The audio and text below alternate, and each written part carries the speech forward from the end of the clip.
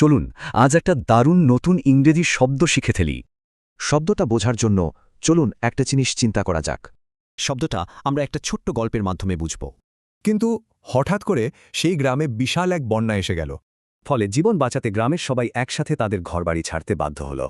এই যে এত মানুষ একসাথে চলে গেল, এই ঘটনাটাকেই ইংরেজিতে বলা হয় এক্সোডাস। মানে যখনই অনেক মানুষ একসাথে কোনো জায়গা থেকে চলে যায়, সেটাই হলো এক্সোডাস।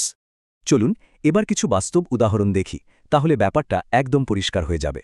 যেমন ধরুন, দুটো কোম্পানি এক হয়ে যাওয়ার পর অনেকেই একসাথে চাকরি ছেড়ে দিল। অথবা রাজনৈতিক অস্থিরতার কারণে যখন বহু মানুষ নিরাপত্তার খোঁজে দেশ ছেড়ে চলে যায়।